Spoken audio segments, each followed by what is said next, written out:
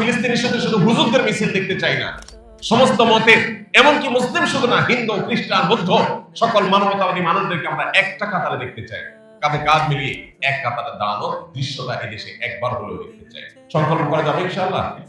এবার ঈদের সবচেয়ে বড় ক্যাম্পেইন হবে এটা। আমি ফিলিস্তিনি ইস্যুতে একজন বাংলাদেশী হিসেবে তিনটি কারণে আমার লজ্জা অনুভব হয়, আমার কষ্ট হয়, দুঃখ লাগে। তার প্রথম কারণ হলো ফিলিস্তিনি ইস্যুতে পৃথিবীর পশ্চিমা দেশগুলো, খোদ আমেরিকা, যে আমেরিকা নিজে এই হামলার সমর্থন যোগাচ্ছে, তার সমর্থন ছাড়া হামলা সম্ভব না। রাষ্ট্র এটা করলেও সে রাষ্ট্রের জনগণদের একটা বড় একটা অংশ তারা এই হামলার বিরুদ্ধে তারা প্রতিবাদ জানাচ্ছে, রাস্তাঘাটে নামছে, মিছিল করছে, সমাবেশ করছে। তারা তাদের জায়গা থেকে তারা ভয়েস রেজ করছে শিশু হত্যা, নারী হত্যা, এটাকে বন্ধ করার জন্য তারা নানাভাবে চেষ্টা চালাচ্ছে। জাপান, কোরিয়ার মতো পৃথিবীর অনেক অমুসলিম প্রধান দেশ আছে, যে অমুসলিম প্রধান দেশগুলোর হাজার হাজার মানুষ রাস্তাঘাটে বের হয়েছে। ওই সমস্ত অভিশপ্ত দেশগুলোর তাদের এম্বাসিগুলোকে তারা ঘেরাও করছে। বাংলাদেশের মতো দ্বিতীয় বৃহত্তর মুসলিম দেশ হওয়ার পর এই দেশে ফিলিস্তিনি ইস্যুতে আজও পর্যন্ত গোটা বিশ্বে তোলপাড় হওয়ার মতো একটা গণজমায়েত, একটা গণমিছিল, একটা গণসমাবেশ, যেখানে লক্ষ লক্ষ মিলিয়ন মিলিয়ন মানুষ রাস্তায় এসে প্রতিবাদ জানাবে ফিলিস্তিনের পতাকা হাতে নিয়ে, এরকম একটা ঘটনা আজ পর্যন্ত দেশে হয়নি। এর চেয়ে লজ্জার বিষয় আমাদের জন্য কি হতে পারে? আমাদের দেশের ইসলামী দলগুলো, ইসলামী শক্তিগুলো, তারা প্রত্যেকে যার যার মতো আলাদা আলাদা ব্যানারে কাজ করে। ফিলিস্তিনি ইস্যুতে মিছিল হয়, কিন্তু 50টা ব্যানারে, 50টা গ্রুপে, একটা ব্যানারে, একটা মিছিলে, একটা সমাবেশে গোটা দেশের সব মানুষ, দল মত নির্বিশেষে একটা কাতারে এসে ফিলিস্তিনি ইস্যুতে একটু ভয়েস রেজ করবে। এই মিনিমাম কাজটুকু আমাদের এই দেশে আজও পর্যন্ত আমরা করতে পারি না। কত দুর্ভাগ্য আমাদের। দ্বিতীয়ত, ফিলিস্তিনি ইস্যুতে পৃথিবীর অনেক উন্নত দেশ, এমনকি অনেক অমুসলিম, তারা ইহুদিদের পণ্যগুলো অত্যন্ত শক্তিশালী ভাবে বয়কট করেছে, এবং ইহুদিদের বিভিন্ন বড় বড় ফুড চেইন সবগুলো মাছি মারার উপক্রম হয়েছে, সেগুলোর ব্যবসা তারা লাভের তুলে দিয়েছে। আমরা জানি অর্থনৈতিক যুদ্ধ এটা অনেক বড় যুদ্ধ। এই রমজান মাস বদর যুদ্ধের মাস। এই রমজান মাসে বদর যুদ্ধ হয়েছে। বদর যুদ্ধের মূল প্রতিপাদ্য কি ছিল? মক্কার মুশরিকরা যখন মুসলমানদের অর্থ সম্পদ সব রেখে দিয়েছিল, জুলুম করে আটকে রেখেছিল এবং খালি হাতে তাদেরকে মক্কা ত্যাগ করতে বাধ্য করেছিল, সেই সম্পদ পুনরুদ্ধার করবার জন্যই বদরের অভিযান নবী সাল্লাল্লাহু আলাইহি ওয়াসাল্লাম পরিচালনা করেছে। বদর যুদ্ধের মূল প্রতিপাদ্য হলো শত্রুপক্ষের অর্থনীতিতে আঘাত করো, তাতে তারা দুর্বল হবে। আমরা বদর যুদ্ধের চেতনাকে সামনে রেখে অন্তত ফিলিস্তিন ইস্যুতে আর কিছু করতে না পারি, আমার বিবেকের কাছে আমার একটা জবাব দেওয়ার জায়গা পরিষ্কার হওয়া উচিত যে আমার বাসার চৌহদ্দিতে, আমার বাসার চার দেয়ালের মধ্যে, আমার অফিসের চার দেয়ালের মধ্যে এই অভিশপ্তদের কোন একটা পণ্যের কণা, একটা সুতা পর্যন্ত আমি থাকতে দেব না।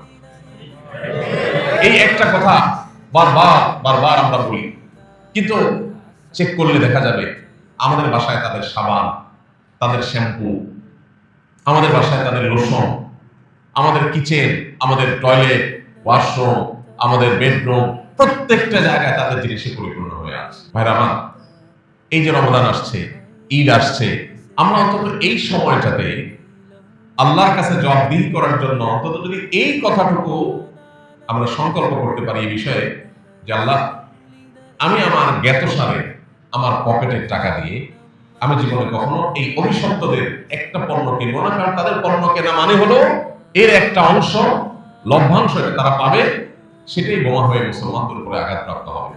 এই যে ঈদ আসছে সামনে, আমরা তাদের সফট ড্রিঙ্কস ছাড়া যদি ঈদ পালন করি, আমরা কি মরে যাব? দেশীয় সফট ড্রিঙ্ক যদি না থাকে, আমরা সাদা পানি খেয়ে থাকলে কি আমরা মরে যাব? কিন্তু নির্লজ্জের মতো আমাদের এই দেশে অহরহ আপনি দেখবেন প্রত্যেকটা দোকানে, ভূমিপল্লীর দোকানগুলো আপনি খোঁজ খবর দেন, সবচেয়ে বেশি বিক্রি হয় এই ইহুদিদের জিনিস, তাদের সাবানগুলো, তাদের শ্যাম্পুগুলো। কারা কিনে এগুলো? আমরা কিনি। কেন? আমরা যদি এগুলো বয়কট করি, আমরা যদি সবাইগুলোকে বর্জন করি, ইমানের দায় থেকে, তাওনা থেকে, তুরস্কে ইহুদিদের দোকানগুলোর সামনে যেখানে মিটারকে মিটার, শত শত মিটার যেখানে লাইন লেগে থাকতো, সেখানে মাছি মারছে মাছি, কেউ সেদিকে যায় না। কেউ যদি সেখানে কিনতে যায়, অন্যরা ঘৃণা করে তাকায় যে এর মতো নির্লজ্জ, যে নিজের মুসলমান ভাইয়ের রক্ত চুষছে, সেই জালিমদের জিনিস কিনছে, তাদেরকে চাঁদা দিচ্ছে। জিনিস তো কিনছেন না, আপনি চাঁদা দিচ্ছেন। প্রতিদিন বাজার করে জিনিসগুলো আনছেন আর টাকাগুলো রেখে আসছেন, এর মানে আপনি প্রতিদিন ইহুদিদেরকে চাঁদা দিচ্ছেন, অভিশপ্তদেরকে চাঁদা দিচ্ছেন। এই একটা কাজ যদি আমরা বাংলাদেশের মানুষ করতে পারতাম, তাও সান্ত্বনা পাইতাম। দুর্ভাগ্য আমাদের, এই একটা কাজ দেশে আমরা করতে পারিনি। এই একটা কাজ, ইউনিলিভারের জিনিসপত্র আমাদের ঘর বোঝাই, এই ক্লোজ আপ শুধুমাত্র ইহুদি পণ্য হয়ে আমার মুসলিম ভাইয়ের রক্ত চোষার ভূমিকা আছে তা তো না। আমাদের এই দেশে তরুণদের চরিত্রকে ধ্বংস করবার জন্য 14 ফেব্রুয়ারি আসলে তাদের সর্বশক্তি নিয়ে তারা মাঠে নামে। আপনারা এই দেশে বহু টেলিভিশন অনুষ্ঠান দেখেন, ইসলামিক প্রোগ্রাম দেখেন, আজও পর্যন্ত ইউনিলিভার স্পন্সর করেছে, তারা টাকা পয়সা দিয়েছে কোন ইসলামিক প্রোগ্রামের জন্য জীবনে কখনো দেখেছে কোন মসজিদ মাদ্রাসা? তাহলে এই দেশে যে বিশাল বড় চেইন আছে, তাদের প্রত্যেকটা দোকান দিয়ে, এক একটা দোকান থেকে মুদি দোকান দিয়ে প্রত্যেকটা বাসা থেকে চাঁদা তুলে নিচ্ছে তারা। এই চাঁদার টাকা কোথায় যাচ্ছে? সেটা কিন্তু আমার দেশে মসজিদ মাদ্রাসা খরচ হচ্ছে না, ইসলামিক প্রোগ্রামে খরচ হচ্ছে না। সেই টাকা দিয়ে যদি তারা এই দেশে কিছু করে, সেটা হলো এই দেশে বেহায়াপনা, অশ্লীলতা, ব্যভিচার, ধর্ষণ, যুবকদের চরিত্র ধ্বংসের যত উপায় আছে তার সবগুলোর জন্য তারা টাকা ঢালছে। অর্থাৎ আমার দেশ থেকে, আমার পকেট থেকে চাঁদা নিয়ে আমাকে বিষ খাওয়াচ্ছে, আর অপরদিকে আমার মুসলমান ভাইয়ের উপরে বোমা হামলা করছে। আমাদের যদি আল্লাহর জন্য এতটুকু স্যাক্রিফাইস যদি আমরা করতে না পারি, কি জবাব আল্লাহর কাছে কি আমাদের ময়দানে দিবেন? কি হবে আপনার নামাজ, কি হবে তারাবি? যদি আল্লাহর কাছে এই জবাবদিহি করার জায়গাটা ক্লিয়ার করতে না পারেন যে আল্লাহ আমার জ্ঞাতসারে কোনোদিন আমি একটা টাকা দিয়ে আমি ওদের কোনো পণ্য কিনি নাই, এই ঘৃণাবোধটা আমি প্রকাশ করলাম আমার মুসলমান ভাইদের প্রতি সহমর্মিতা প্রদর্শন করতে গিয়ে, এইটুকু কাজও যদি আমরা করতে না পারি, আল্লাহর কাছে কি জবাব দিয়ে হবে বলেন? এই জন্য ভাই, আমাদের বাসা বাড়িকে ইহুদি পণ্য থেকে আমরা মুক্ত করার সংকল্প করতে পারি কিনা? এবারের ঈদে আমরা যদি যাই, দোকানদারদেরকে যদি আমরা বোঝাই যে আপনারা দেশি পণ্যগুলো রাখেন, এগুলো রাখবেন না, এগুলো না রাখলে কেনা বেচা একটু কম হবে, কাস্টমার একটু কম আসবে, আপনি এই স্যাক্রিফাইসটা আল্লাহর কাছে পেশ করতে পারবেন। আল্লাহ, দোকানে কাস্টমার কমে গেছে, তবু আমি তোমার মুসলমান বান্দাদের প্রতি সহমর্মিতা প্রদর্শন করেছি, আমার কষ্ট হয়েছে, তবু আমি করেছি। আল্লাহর কাছে তো এটা বিনিময় লাভ করবেন, দুনিয়াতে টাকা কম হলে কি হবে? গ্রামে গ্রামে, ঘরে ঘরে আমরা ঈদের ছুটিতে, রমজান উপলক্ষে মানুষকে বোঝাতে পারি, ইহুদিদের সাথে অস্ত্র নিয়ে লড়াই করার ক্ষমতা আমার নাই, কিন্তু তাদের পণ্যগুলো বয়কট করার ক্ষমতা তো আমার আছে। অর্থনৈতিকভাবে ওদেরকে পঙ্গু করার জন্য আমার সামান্য সামর্থ্য যেটা আছে, সেই সামর্থ্যটা তো আমি খরচ করতে পারি। এটুকু যদি আমি করতে না পারি, কি জবাব আল্লাহ তাআলার কাছে দিই? এই ফিলিস্তিনি শিশুগুলো কিয়ামতের দিন যদি তাদের সামনে আপনাকে করতে হয়, এই নামাজ রোজার আমল নিয়ে যদি আপনি জান্নাতে যাওয়ার জন্য প্রস্তুত হন, এই বাচ্চাগুলো মরা লাশ হয়েছে তারা এই বোমার আঘাতে, তারা যদি আপনার আমার সামনে এসে থমকে দাঁড়িয়ে বলে, কি করেছো তুমি আমাদের জন্য? তুমি তো আমার মুসলিম ভাই ছিলে, আমরা তো একই নবীর উম্মত ছিলাম, একই আল্লাহর বান্দা ছিলাম, একই কিবলার অনুসারী ছিলাম, শুধুমাত্র মুসলমান হওয়ার অপরাধে আমার উপরে যখন আঘাত করা হয়েছিল, তুমি শুধু বাংলাদেশ থেকে কি করেছো? তোমার আর কিচ্ছু করার না থাকো, অন্তত দেশি জিনিস কিনতে গেলে দাম যদি একটু বেশিও যায়, মান যদি একটু কমও হয়, আমি কম মানের জিনিসটা গ্রহণ করলাম, একটু স্যাক্রিফাইস করলাম, এটুকু স্যাক্রিফাইস যদি করতে না পারি, কি জবাব হবে আল্লাহর কাছে? কি জবাব হবে ফিলিস্তিনের মানুষের কাছে? কি জবাব হবে নিজের বিবেকের কাছে? ভাইরা আমার খুব লজ্জা হয়, গোটা বিশ্বে অত্যন্ত পাওয়ারফুলি, অত্যন্ত শক্তিশালী ভাবে ইহুদিদের পণ্যগুলো বয়কট করা হলেও আমার এই প্রিয় স্বদেশে এখনো পর্যন্ত ইহুদিদের পণ্যগুলোর উপর সেরকম বয়কট করার, কোকা-কোলা বয়কট হয়েছে কিছুটা, আলহামদুলিল্লাহ কিছুটা হয়েছে, কিন্তু বাকি কোনোটা হয়নি। আবার সেটাও বয়কট হলে কি হবে? আবার ডুক করে আমরা গিয়েছি, আমাদের চেতনা ভোটার হয়ে গেছে। তৃতীয়ত যে কারণে আমার কষ্ট হয় একজন বাংলাদেশী হিসেবে, সেটা হলো ফিলিস্তিন ইস্যুতে আমরা আমাদের দেশের সকল রাজনৈতিক দলগুলোকে বাধ্য করতে পারি নাই তাদের অবস্থানগুলোকে পরিষ্কার করার জন্য। এদেশে বহু রাজনৈতিক দল আছে, শক্তিশালী রাজনৈতিক দলগুলো আছে, যারা ফিলিস্তিন ইস্যুতে তাদের অবস্থান, বলিষ্ঠ ভূমিকা, প্রতিবাদ সেটা তারা ঠিক মতো করতে পারেনি। দেখুন, সবচেয়ে আফসোস হয় এই তৃতীয় পয়েন্টের কারণে। আজকে যারা গাজার মুসলমানদের উপরে বোমা হামলা করছে, সেখানে যারা হত্যাযজ্ঞ চালাচ্ছে যুগ যুগ ধরে, বাংলাদেশে সবচেয়ে বড় গলায় কথা বলে সেই ইহুদিদের দোসর যারা দেশে আছে তারা। আপনি দেখবেন মিডিয়া থেকে নিয়ে তথাকথিত সুশীল সমাজ, এদেশের আইন প্রণয়ন, এদেশের নীতি নির্ধারণ, এদেশের সংবিধানে সংস্কার, প্রত্যেকটা কাজে যারা সবচেয়ে বেশি বড় গলায় কথা বলে, সবচেয়ে বেশি সরব থাকে, এরা হলো সেই ইহুদিদের দালালরা। তারা হলো এই পশ্চিমাদের দালালরা। পশ্চিমাদের সংস্কৃতিগুলো এখানে আমদানি করার কথা বলে, সমকামিতার পক্ষে যারা কথা বলে, এরা পশ্চিমাদের দালাল, পশ্চিমাদের সুরে কথা বলে। ফিলিস্তিনের মানুষদের উপরে এই গণহত্যা যারা চালায়, তাদের যারা দোষর, তারা তো লজ্জায় লাল হয়ে যাওয়ার কথা, তাদের তো মাথা হেট হওয়ার কথা, কিন্তু এই নির্লজ্জরাই এদেশের সবচেয়ে বেশি সরব। এটা হলো আমার লজ্জা তৃতীয় ব্যাপারটা, যে আমি একজন বাংলাদেশী হিসাবে আমার লজ্জা হয়, আমি অনুতপ্ত যে আমার এই দেশে অভিশপ্ত দেশের এবং পশ্চিমাদের দালাল যারা, তারাই আমার এই দেশকে কন্ট্রোল করতেছে, আমার দেশের সব নীতি নির্ধারণ করে দিচ্ছে, কি হবে কি না হবে সব বলে দিচ্ছে। এদেশের মানুষের ধর্মবিশ্বাস, মূল্যবোধ, চিন্তা চেতনা কোনো কিছুর তোয়াক্কা নেই। আমার শিক্ষায়, আমার পাঠ্যপুস্তকে, আমার বইয়ে, আমার সংবিধানে, আমার আইনে, বিচারে, সংসদে, আমার নীতি নির্ধারণে, সব কিছুতে হাতে গোনা কিছু মানুষ সবচেয়ে বেশি প্রভাব বিস্তার করছে। সবচেয়ে বড় গলায় যারা কথা বলে মিডিয়াতে, এই মানুষগুলো হলো সবগুলোই প্রায় পশ্চিমাদের দালাল। তো আমাদের এই দেশে এই যে তিনটা বিষয়, একে তো ফিলিস্তিন ইস্যুতে আমরা ঐক্যবদ্ধভাবে দল মত নির্বিশেষে সবাই এক কাতারে আমরা একটু একসাথে দাঁড়িয়ে বিশ্বকে এই বার্তা দিতে পারি নাই যে ফিলিস্তিন ইস্যুতে আমরা সবাই ব্যথিত, আমরা মর্মাহত। আমাদের মধ্যে বহু রাজনৈতিক চিন্তাধারার মানুষ থাকতে পারে, কিন্তু এই ইস্যুতে আমাদের মধ্যে কোনো ভিন্নতা নাই। আমরা সবাই এক কাতারে দাঁড়িয়েছি। গোটা বিশ্বের অনেক দেশ দেখালেও এই দেশ সেটা করতে পারেনি। সবাই যার যার মতো ব্যানার করে আলাদা আলাদা করে দাঁড়ায়, একসাথে করে দাঁড়ায় না, যার কারণে সে ভয়েস এই দেশ থেকে যায়নি। বিগত রেজিমে, বিগত আমলের সরকার আমলে আপনারা জানেন সারা জীবন এদেশের পাসপোর্টে লেখা থাকতো এই পাসপোর্ট দিয়ে সারা পৃথিবীর সব দেশ ট্রাভেল করা যাবে এক্সেপ্ট ইসরায়েল, ইসরায়েল ট্রাভেল করা যাবে না। বিগত সরকার সেই কথাটা তুলে দিয়েছে, তার মানে ইসরায়েলও ট্রাভেল করা যাবে। এটাকে স্বাভাবিক করে দিয়েছে তারা। আমরা বর্তমান সরকারের কাছে জোর দাবি জানাই, এই মুহূর্তে আবারও আমাদের পাসপোর্টে আগের মতো এক্সেপ্ট ইসরায়েল শব্দটা যুক্ত করা হোক। এই দেশের পাসপোর্ট নিয়ে কে অন্তত এই অভিশপ্ত দেশে না যাক, আমরা সেই জিনিসটা অন্তত চাই। এবং সেই সাথে আমাদের ঐক্যবদ্ধভাবে আমি দেশের সকল নেতৃবৃন্দকে আহ্বান করতে চাই, হাজারো বিষয় মতো পার্থক্য থাকতে পারে, গাজা এবং ফিলিস্তিনের মুসলমানদের নির্যাতিত হওয়ার বিষয়ে, আমাদের ব্যথিত হওয়ার বিষয়ে কোনো মত পার্থক্য থাকার কথা না। এই বিষয়ে আমরা আলাদা ব্যানার দেখতে চাই না। আমরা একটা ব্যানারে সমস্ত দলের, সমস্ত মতের, এমনকি মুসলিম শুধু না, হিন্দু, খ্রিস্টান, বৌদ্ধ সকল মানবতাবাদী মানুষদেরকে আমরা একটা কাতারে দেখতে চাই। আমরা ফিলিস্তিনের সাথে শুধু হুজুরদের মিছিল দেখতে চাই না। আমরা ফিলিস্তিনের সাথে শুধুমাত্র হুজুরদের কষ্ট দিতে চাই না।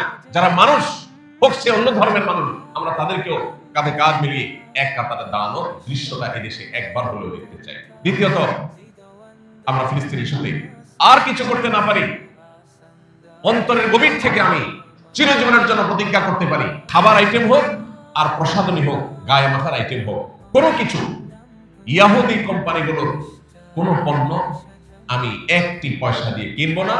যদি সেটা একটার সাথে 5টা ফ্রিও দেয়, যদি সে আরো কোনো অফার দেয়, আমি আমার ঈমানি চেতনার জায়গা থেকে, ঈমানি দায়িত্ববোধের জায়গা থেকে এইটুকু কাজ অন্তত আমরা ইনশাআল্লাহ করার চেষ্টা করব। পৃথিবীর বহু দেশ করেছে, আরব দেশগুলো, তাদের নিয়ে আমাদের অনেক অভিমান আছে। আরব দেশের শাসকগুলো ফিলিস্তিনের সাথে কিচ্ছু করে নাই, আমাদের অনেক কষ্ট আছে তাদের প্রতি। কিন্তু একটা ছোট্ট কাজ তারা করেছে, সেটা হলো ইহুদি পণ্যগুলোকে অত্যন্ত শক্তিশালী ভাবে বয়কট করেছে, তারা ছুঁড়ে ফেলে দিয়েছে। তারা তাদের সুপার মার্কেটগুলোতে তারা বাইক করে ফেলে দিয়েছে, পণ্যগুলো রাখে নাই, তাদের র্যাকগুলো সব খালি করে ফেলেছে। ফেলে দিয়ে এই পণ্যগুলোকে তারা বিক্রি করছে না, কিনছে না কাস্টমাররা। এটুকু কাজ তারা করেছে, কিন্তু আমার দেশে সেই কাজটুকু পর্যন্ত হয় নাই। আমি দেখতে চাই মুদি দোকানে আমার দেশীয় পণ্য ছাড়া এই সমস্ত ইসরায়েলি পণ্যগুলো মাছি মারবে, কোনো মানুষ সেগুলোর দিকে তাকাবে না, ঘৃণা ভরে সেগুলো প্রত্যাখ্যান করবে। এটুকু কাজকে আমরা করতে পারি না। আপনি শুধু একা করলে হবে না, আপনি টার্গেট নেন, আপনার 10 জন মানুষকে, মিনিমাম 10 জন মানুষকে আপনি সংকল্প করাবেন যে আপনার বাসায় এগুলো থাকতে পারে না, যেগুলো আছে চলে আসছে ইতিমধ্যে, এর বাইরে নতুন করে কোন একটা পণ্য আপনি কিনবেন না। প্রয়োজনে আপনি সাবান ছাড়া গোসল করবেন, যদি দেশীয় সাবান না পান তাতে আপনি শেষ হয়ে যাবেন না, আপনি অসুস্থ হয়ে যাবেন না। কিন্তু আল্লাহর কাছে বলতে পারেন, আল্লাহ আমি সাবান ছাড়া গোসল করেছি, তুমি এই সাবান কিনি নাই। আল্লাহ আমি শ্যাম্পু ছাড়া গোসল করেছি, তুমি এদের শ্যাম্পু কিনি নাই, আমি এদের চাঁদা দেই নাই। এইটুকু কাজ অন্তত আমরা করতে পারি কিনা বলো। এবার ঈদ উপলক্ষে 1 ফোঁটা সফট ড্রিঙ্কস এদের আমাদের পেটে যেন না যায়, আমরা ছুঁড়ে ফেলে দিব ট্রেনে, আমাদের পেটে যেন শরীরে যেন না ঢুকে। এটা সফট ড্রিঙ্কস না, এর প্রতিটি ফোঁটা হলো রক্ত, মুসলমানদের রক্ত। ওই ফিলিস্তিনের শিশুর রক্ত আপনি পান করতে পারেন না, আপনার বিবেক আপনাকে বাধা দেওয়ার কথা। আল্লাহ আমাদের সেই ইমানের শক্তি দান করুন। আসুন আমরা একটা সামাজিক আন্দোলন গড়ে তুলি নিজেদের জায়গা থেকে। সারা দেশ পরিবর্তন করার ক্ষমতা আপনার আমার নাই ভাই, কিন্তু আমার নিজেকে পরিবর্তন করার ক্ষমতা তো আমার আছে। আমার পরিবারকে নিয়ে আমি বসতে পারি, আমার বন্ধু বান্ধবের সাথে আমি আলাপ করতে পারি যে আমি আর কিছু করতে পারলাম না, এই কাজটুকু কি করতে পারি না? সংকল্প করা যাবে ইনশাআল্লাহ। এবার ঈদের সবচেয়ে বড় ক্যাম্পেইন হোক এটা, যে আমরা এবার ঈদকে ইহুদি পণ্য মুক্ত ঈদ করতে চাই। আপনি মরে যাবেন না ভাই, আমি আলহামদুলিল্লাহ আল্লাহর কাছে শুকরিয়া আদায় করে বলতে পারি, আমার জ্ঞাত সারে আমি কখনো 1 টাকা দিয়ে ইহুদিদের পণ্য কিনি। বাংলাদেশ বিমানে ট্রাভেল করতেছিলাম, আমাকে কোকা কোলা দেওয়া হলো। আমি বললাম এই বিমান আমার দেশের বিমান, আমার দেশের বিমানে আমি কেন ইহুদিদের পণ্য খাবো? আমার দেশের সফট ড্রিঙ্কসের কি তল পড়ছে?